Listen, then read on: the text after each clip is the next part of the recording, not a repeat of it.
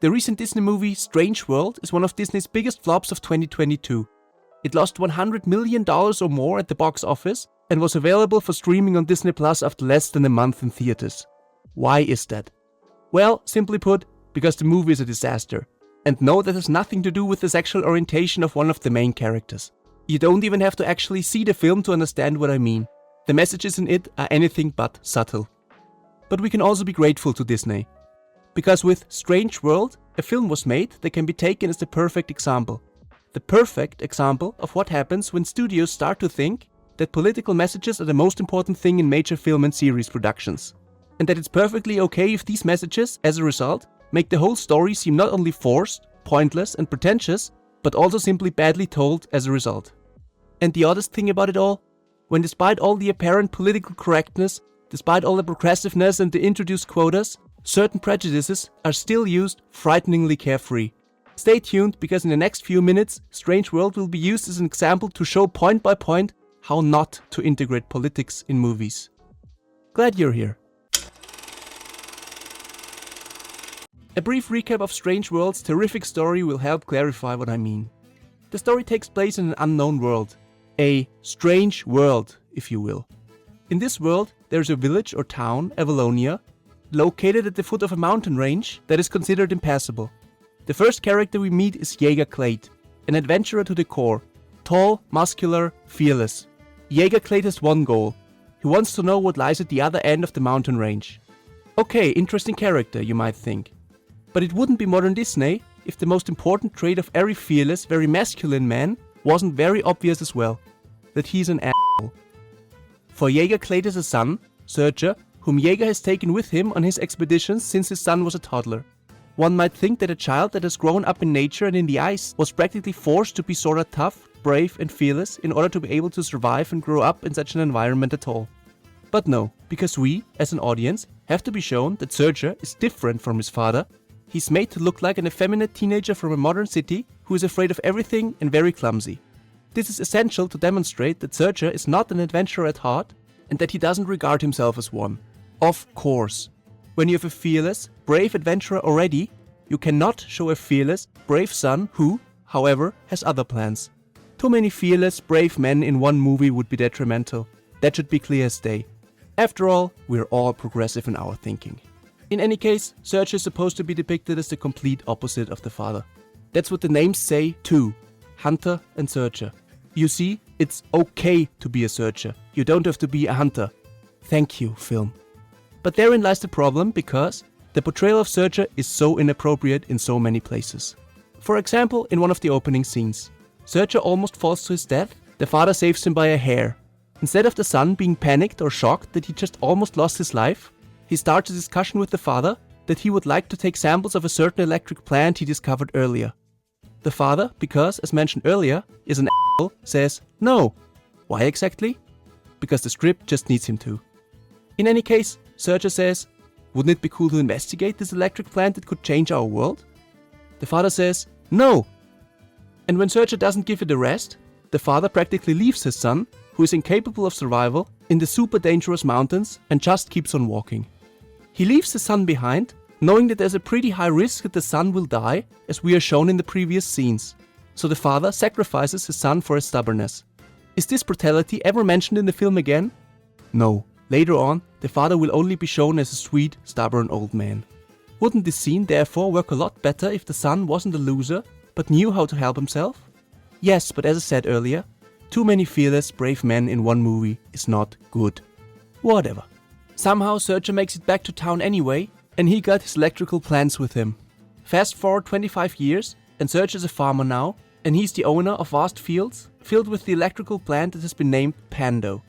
Pando has fundamentally changed the life in the city of Avalonia. Everything is high-tech and has become a utopia because the plant fuels and powers everything. And by utopia, I mean that everything, but literally everything, is perfect. Everybody is living in harmony with each other, everyone is accepting each other as they are. Searcher, meanwhile, has created the perfect family with his wife, Meridian, and they laugh a lot together and cook tofu stew together, and they even have a 3-legged dog. You see, no trace of politically correct quotas anywhere. The 16-year-old son Ethan is also in love with one of his male friends. And that's one of two things we learn about Ethan. Second thing is that he would like to be an adventurer, not a farmer like his father. But who is he as a person? Why does he really want what he wants? Does he read adventure books? Does he spend most of his time in nature? Does he love hiking? We don't know and we are never told. It feels like the sexual orientation of the character is actually the most important thing for the screenwriters to tell us as an audience. And later we're even told that Ethan's motivations derive in a large part from the wish to impress his friend. Is that really a good incentive to want to live a super dangerous life as an adventurer? And the guy is 16, not 12. But more on that in a minute. So Sergio lives with his family on the farm, but one day a giant airship suddenly lands on his fields. The president of the country gets out and says, "Sergio, we need you. The electric plant you found by accident 25 years ago is dying, and we need to get to the bottom of the problem, on a super dangerous mission to the root of the panda plant at the core of our world." Why is a farmer who is initially depicted as super clumsy and unable to survive, and who is a complete anti-adventurer, asked by the president to go on a super dangerous mission? Does such an advanced city/country as Avalonia have no pando experts other than a single farmer, which would be quite desirable, considering that the plant is the source of wealth for the whole country? Anyway. The script needs Sergio on a mission, so Sergio goes on this mission. Again, wouldn't it have made much more sense to depict Sergio as a brave, strong man in the beginning, without whom the mission could not have been accomplished? ... This is also demonstrated again very soon. The traveling expedition plane, which soon goes underground in the mountains, runs into trouble pretty soon, as it is attacked by strange somethings. Sergio would, of course, be killed right away once again, but hey, he's rescued. And by whom? Well, by his wife Meridian, who followed the high-tech expedition plane with the farm's own crop duster, apparently at the same speed over the supposedly super dangerous mountains. Why? First, because she had to tell Sergio that their son Ethan had snuck aboard the expedition plane. But wait, wouldn't Sergio have figured that out by himself at some point anyway? Whatever. Second, because it is completely clear that Sergio as a man must not play the only leading role in the film. It's not enough to show him as super incompetent, he has to be saved as well, again and again. But isn't the theme of the film actually supposed to be that fathers expect too much from their sons and that sons therefore have difficulties finding their own way in life? And isn't the mother therefore one character too many? Especially since her only job besides rescuing Sergio in the movie is to agree to everything her son Ethan says anyways. But what about the quotas? Oh yeah, sorry. Anyway, the family is then briefly reunited, but the airship with the crew crashes and lands in a strangely colorful world with strange creatures hidden everywhere. Sergio is separated from the others in the crash. The ship is broken, the president wants to have it repaired, but the son Ethan wants to go right away to save his father. The president explains that they have to repair the ship first. Ethan, who still acts and behaves nothing like an adventurer and reminds us rather of a spoiled teenager, doesn't listen to her or his mother and takes off on his own. Why he actually thinks he can save his father with no survival knowledge or abilities, or why he thinks he won't rather put himself in danger, especially after dark, in a completely strange, undiscovered world, I don't know. But does the excursion at least show us that he's brave after all, and that he's completely in his explorer element? No. He seems rather scared and can actually only survive because he finds a weird faceless something and befriends it. Meanwhile, Sergio meets his father Jaeger, who left him 25 years ago in the ice. Yep, in this vast new world, they meet within 5 minutes. What a coincidence. After a few super exciting action scenes, they all reunite and rescue themselves back to the ship and the others, and continue the journey to the root of the panda plant in the middle of the underground world.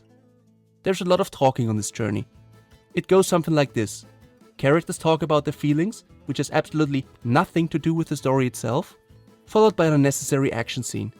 Then again talk about feelings, another unnecessary action scene. And as if there weren't already a lot of messages packed into the story anyway, inclusivity, over-strong perfect female characters, father-son issues, now another message is added, because the crew finally penetrates to the panda root in the middle of the underground world and realizes the root is being eaten by parasites. And because the root is dying, so are the plants on the surface of the earth, which of course is not the best thing to happen when everything and everybody above depends on the plant for electricity. So what does the crew instinctively do, of course? They start destroying the parasites right away. But is that really the best solution? No, of course it isn't. Because Sergio and his son Ethan accidentally get back to the surface at another spot, on the other side of the mountain, and what do they discover? First, that there's only sea on the other side. Second, that Avalonia and all of their land, including the mountains, actually stand on the back of a massive sea turtle, and below the surface meant that they were traveling inside the turtle's innards the whole time. All the strange creatures of this subterranean world were immune cells and so forth. And Serge and Ethan figure out that Pando, the green electric plant, is the actual parasite that is infesting the insides of the turtle, which means that the people with the Pando plant on the surface of the turtle were able to live a life of prosperity for a short time, but at the same time, Pando was destroying the turtle internally, which will of course affect the surface world sooner or later. Could this maybe be an allusion to our own world? But no, I don't think so.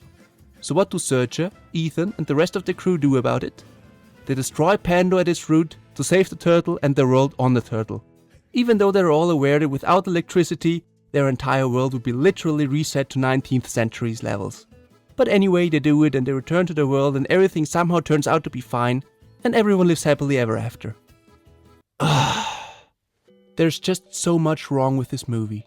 A destroyed Pando plant basically equates to a total blackout if the whole world is dependent on Pando as an energy source.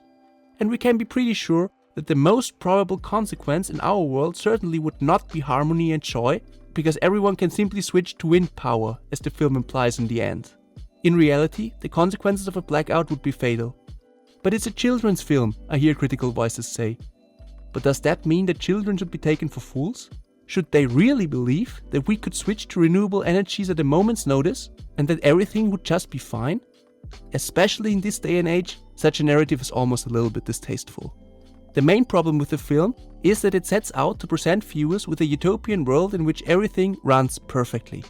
But in doing so, it doesn't feel like the filmmakers are showing us this utopian world because they want us as viewers to feel comfortable in it, but because they would define such a world without conflict as perfect. That's a big difference. We will just solve all the world's problems in one movie and I'm sure people will appreciate it. Might have been the guiding principle of the production. But what do people really appreciate? If they are able to identify themselves with the characters of a story. Only when we can identify ourselves with the character are we interested in their journey. It doesn't matter at all what sexual orientation a character has. What matters is that the character is interesting and three-dimensional. I want to see how the main characters prove themselves and how they're able to overcome conflict. But if you define conflict with internal dilemma, there's hardly any real conflict in the film when you take a look beneath the surface. The disagreement between Jaeger and his son Serge is exactly nothing more than that. A disagreement. Jaeger, the grandfather, is depicted as so stupid and naive that it is clear he is wrong from the beginning. If at least in the course of the film, it would have been mentioned again that he left his young son behind to die. But there is no sign of that. The two bicker a bit, the discussions hardly ever really get too serious, and then the grandfather is simply changing his mind pretty soon, and thus the conflict is over and all is well again. It is also not a real conflict when Serge, as an almost perfect dad, tells his son Ethan 3 times, "It would be cool if you would take over my farm." And then, after the 3rd time, the son tells him, "I don't want to take over your farm." And the father says, "Oh, okay, no problem, I'm totally sorry if you feel I don't love you or something." That's not a conflict. A character would experience conflict if they would have to fight for their attitudes and worldviews. If they had to go through hell and overcome various obstacles, but still never give up. That's what I want to see. Because that's what makes a good movie. Do you remember The Lion King? Simba thought he had murdered his own father and had to deal with it. The Aristocats were kidnapped from their luxurious home and had to make it back on their own in a dangerous world, very similar to the 101 Dalmatians. Tarzan had to prove himself against the gorilla boss, Ariel risked losing her soul to get what she wanted, and so on and so on. Those very movies were so gripping because they were full of conflict. Because we could see ourselves in them, even as kids. And thus, we could sympathize with the characters. But nowadays, too much conflict could trigger certain people, and that's why it's best to create a fantasy world for them in which everything is 100% perfect and in which there can't be too much or too serious conflict. Because that's exactly what people want to see. Right? No, not right. In Strange World, everything was done to please everyone, and that's why really deep conflicts were avoided at every opportunity, and as a result, the characters in the story remained strangely bland. But we have so many action scenes, don't we? But who thinks action scenes are exciting if one doesn't care about the characters in them? On the subject of characters, the depiction of Serge is simply laughable. He's a guy who built an empire as a farmer, and technologize the entire country. Such a person would be incredibly admired and would enjoy an incredible amount of respect by everyone. But this is never shown. Serge is an embarrassingly playful dad who wants to be cool in front of his son's friends. He likes to dance while he's cooking. Inferiority complexes are briefly hinted at a few times because his father was an adventurer and abandoned him as a child, and he feels he hasn't lived up to his father's expectations, still after 25 years. But these scenes are limited to a few moments and don't really seem to affect Serge's life too much. On his life as a farmer, in a conversation with Jaeger, in which Jaeger finally praises him for once, Serge literally says, "Not bad for a farmer, is it?" Having a job as a farmer means having a damn hard life. It means responsibility and discipline without being able to skip a single day. Besides the fact that Serge is the head of the biggest empire in the country, isn't it rather unlikely that such a man would really say about himself, "Not bad for a farmer"? As a studio, if you are already so eager to please everyone, how can you simply depict such an important profession as farmer as a second choice job? To achieve everything that Serge has achieved in the film, you need discipline and stamina and confidence. But none of that is shown in the film. Serge is simply one thing, a harmless jerk. But if you just look at the Disney Plus advertising image, it quickly becomes clear who wears the pants. But if they wanted strong women to play a main character in the movie, why didn't they leave Serge out of the story completely, for example? They could have set up a conflict between mother and son. This would have also given the mother an interesting character, because the way it's done now, the mother simply steals Serge's show to a large extent, but is still a pretty bland and one-dimensional character. In order to meet with Quotas, the characters that the story should actually be about are more or less drowned out. And then there's this unnecessary dog. He's even mentioned in the Disney Plus blurb of Strange World, but has absolutely no function in the story. He's just there and needs to be rescued over and over again, but does nothing, but nothing at all. I remember a time when such seemingly lovable side characters also played important roles in the stories. Timon and Pumbaa, who take Simba in and help him forget his past. The monkey Abu, who helps Aladdin out of trouble more than once. The dragon Mushu in Mulan, without whom Mulan wouldn't have gotten anywhere near as far as she did. But I guess those were generally times when good stories were also valued. The dog is three-legged, and that was obviously the most important thing for the filmmakers. To also bring a physically handicapped character into the story. Not because he's important, but simply because they want to show progressiveness. If we think about it a little deeper, however, the exact opposite of what the studio people wanted to achieve is achieved. Instead of being truly progressive and inclusive, characters are reduced to a few characteristics that the filmmakers deem important. It's no longer the characters themselves that are important. Same with the story. It's not about telling an exciting, gripping story that is coherent and makes sense.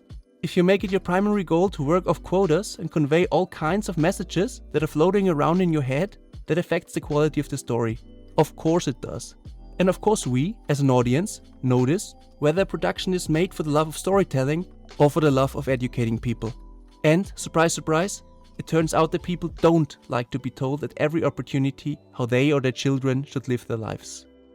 Thanks for tuning in. If you like this video, please leave a like and subscribe. And also feel free to share this video with others, which would help this channel immensely. Also, you might be interested in our other video about why we don't need any Disney remakes. All the best to you, and see you next time.